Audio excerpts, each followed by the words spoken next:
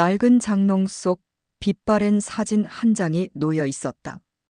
20대 꽃다운 나이에 남편을 사고로 잃고 세상에 홀로 남겨진 여자. 순옥이었다. 어린 두 아들을 품에 안고 그녀는 다짐했다. 이 아이들을 위해서라면 어떤 고통도 감수하리라. 악착같이 일하고 한 끼 밥값도 아껴가며 두 아들을 키워냈다. 그렇게 세월은 흘러 두 아들은 장성했고 순옥은 이제 낡고 해진 옷차림의 70대 노인이 되었다. 두 아들이 성공적으로 가정을 꾸렸을 때 순옥은 이제야 모든 짐을 내려놓을 수 있을 거라 생각했다. 하지만 그녀의 삶은 또 다른 시작을 앞두고 있었다. 아들들의 다른 모습이 그녀를 슬프게 했다. 일부 상반된 두 아들. 첫째 아들 네 집. 순옥은 장바구니에서 쭈글쭈글한 사과 몇 개를 꺼내놓으며 똥거나 은주야 시장 갔다가 이거 싸게 팔길래 사왔다. 흠집이 좀 있긴 한데 맛은 괜찮아. 한숨 쉬며 어머니 됐어요. 저희가 뭐 이런 거 먹고 삽니까? 저희도 먹을 거 다 있어요. 그냥 가져오지 마세요. 시큰둥한 목소리로 어머니, 저희 냉장고에 과일 넘쳐나요. 그리고 이런 거 솔직히 벌레 생기잖아요. 그냥 앞으로는 빈손으로 오세요. 그게 저희도 편하고. 머쓱하게 웃으며 아이고, 그래, 내가 괜한 걸 가져왔네. 미안하다. 한숨을 크게 쉬며 어머니, 제가 매달 생활비 보내드리잖아요. 그 돈으로 필요한 거 사서 드세요. 굳이 이렇게 자꾸 뭘 사서 오지 마시고요. 솔직히 쪽팔려요. 친구들 올 때마다 이런 거 있으면. 그렇죠, 어머니. 그리고 저희 집 비밀번호 좀 바꾸려고요. 어머니가 불쑥불쑥 오시면 저희도 좀 부담스럽고요. 약속 잡고 오세요. 얼굴이 굳으며 아 그래 알겠다. 순옥의 마음은 찢어질 듯 아팠다. 피부치 같은 아들 부부가 자신을 짐짝처럼 여기는 모습에 서글픔이 밀려왔다. 힘들게 살아온 세월을 보상받는 대신 그녀는 매번 그들의 무시와 멸시에 시달려야 했다. 둘째 아들 네 집. 순옥이 현관문을 열고 들어서자 둘째 아들 부부가 반갑게 맞이한다. 어머니, 왜 이렇게 늦으셨어요? 밥 차려놓고 기다렸잖아요. 순옥의 시장 가방을 받아들며 어머니, 이 무거운 걸 왜 혼자 들고 오세요? 미리 전화하셨으면 저희가 모시러 갔을 텐데요. 아니야, 괜찮아. 이 정도쯤이야. 너희 집 오는 길은 발걸음이 가벼워서 하나도 안 무거워. 어서 앉으세요, 어머니. 오늘은 어머니가 제일 좋아하시는 김치찌개 끓였어요. 그리고 지수가 어머니 드릴 옷도 한 벌 샀어요. 백화점 세일할 때 산 거라 싸게 샀어요. 지수가 포장된 옷을 순옥에게 건넨다. 순옥은 눈시울이 붉어진다. 떨리는 목소리로 아이고 너희도 형편 어려운데 이런 걸 왜 사니? 어머니, 저희 괜찮아요. 어머니가 기뻐하시면 그걸로 된 거죠. 얼른 입어보세요. 눈물을 글썽이며 고맙다 정말 고맙다. 둘째 아들 동준과 며느리 지수의 집은 작고 소박했지만 순옥은 그곳에서 진정한 따뜻함을 느낄 수 있었다. 가진 것 없이 사는 그들이었지만 그들의 마음만큼은 세상에서 가장 부유했다. 순옥은 그들의 진심에 깊은 감동을 받았다. 이부 어머니의 은밀한 외출. 첫째 아들 동건의 시선. 어느 날 동건은 회사 근처 백화점에서 어머니를 발견한다.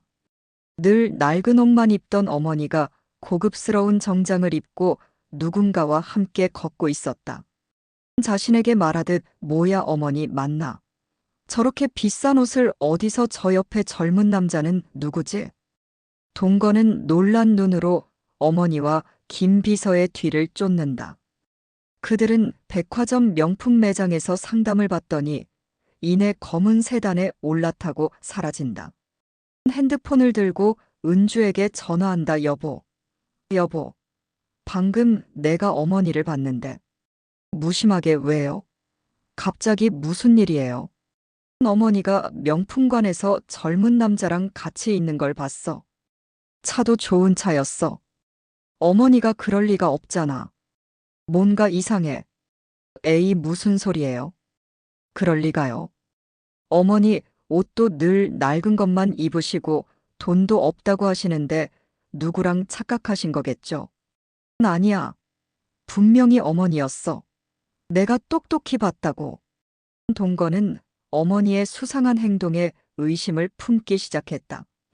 가난한 어머니가 도저히 가질 수 없는 것들을 지니고 있었기 때문이다. 하지만 은주는 대수롭지 않게 여겼다. 가난한 시어머니의 모습이 너무 익숙했기 때문이었다. 둘째 아들 동준의 시선. 동준은 어머니를 모시고 병원에 가는 길, 우연히 어머니의 핸드폰에 걸려온 전화를 듣게 된다. 핸드폰을 받으며 그래, 김비서. 지금 어디야? 핸드폰 속 목소리 네, 사모님. 지금 강남 건물주 회의 때문에 와 있습니다. 서류는 제가 다 챙겨 놓겠습니다. 그래, 고생이 많다. 오늘까지 서류 정리 잘해서 나한테 가져와. 혹시라도 모르는 사람이 보면 안 되는 서류니까 조심하고. 네, 사모님. 다음 주 중국 출장은 어떻게? 순옥이 깜짝 놀라 전화를 끊고 동준을 쳐다본다. 이게 뭐냐 하면 어머니 누구예요? 방금 사모님이라고 중국 출장은 또 뭐고요?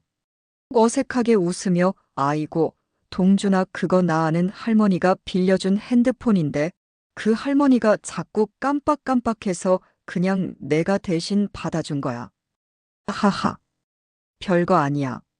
동준은 어머니의 어색한 미소에 고개를 갸웃거렸지만 굳이 캐묻지는 않았다. 어머니의 말도 안 되는 변명에도 그는 어머니를 믿었다. 가난한 어머니가 혹시라도 불편해할까 그는 모르는 척 넘어갔다. 삼부상속 그리고 진실. 반전의 시작. 순옥은 자신의 집으로 변호사와 김비서를 불렀다. 동건과 동준 두 아들을 모두 집으로 오라고 전했다. 변호사는 유언장을 꺼내 읽기 시작했다. 김순옥 여사님께서 준비하신 유언장을 읽어드리겠습니다.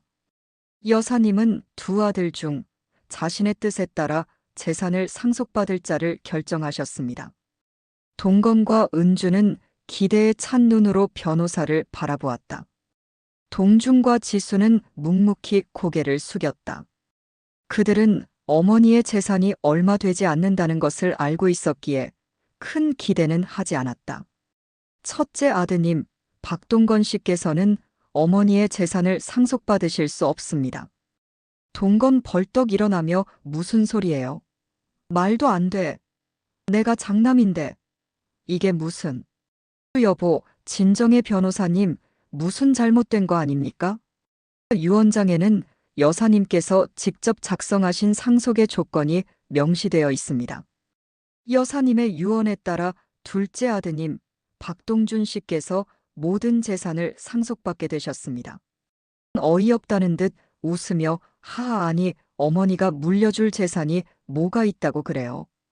그냥 얼마 안 되는 돈 형제끼리 잘 나누라고 하세요.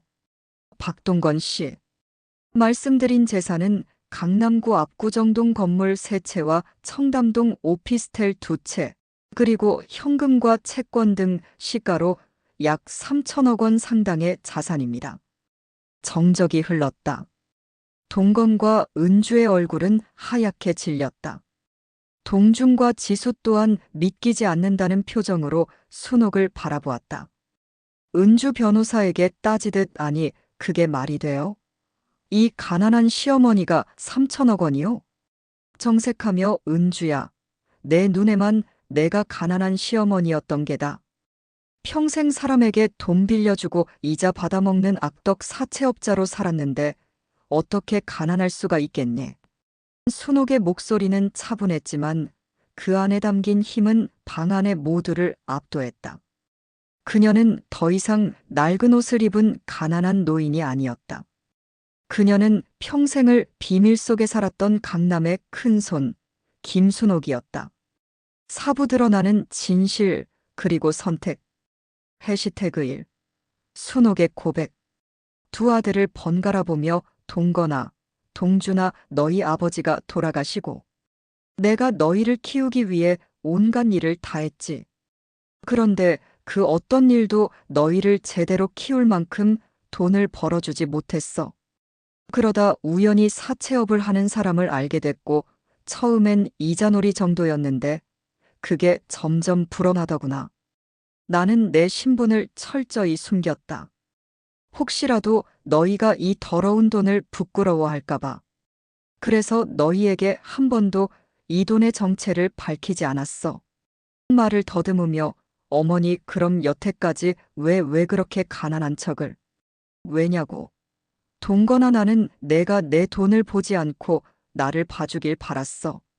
하지만 너는 내게 낡은 옷을 입은 가난한 어머니만 보였겠지.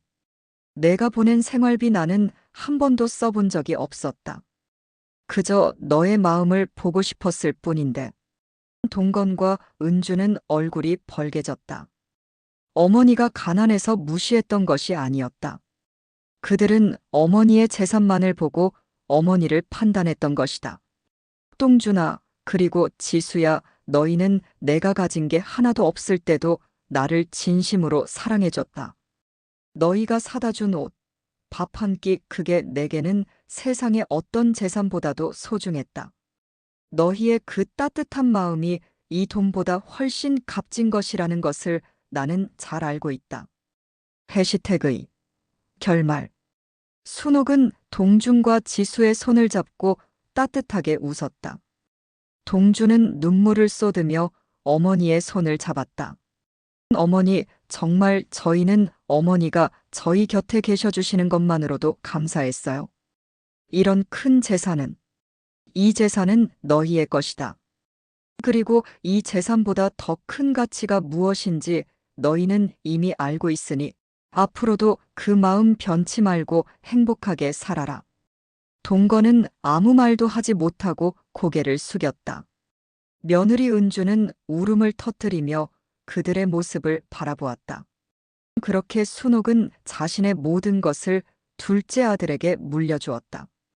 그리고 그녀는 여전히 낡은 시장 가방을 들고 다녔다. 하지만 그 가방 안에는 더 이상 사채 계약서가 아닌 사랑하는 아들 내외가 만들어준 따뜻한 추억과 행복이 가득했다. 어머니의 비밀은 사랑의 시험이었고 그 시험을 통과한 것은 오직 진심뿐이었다.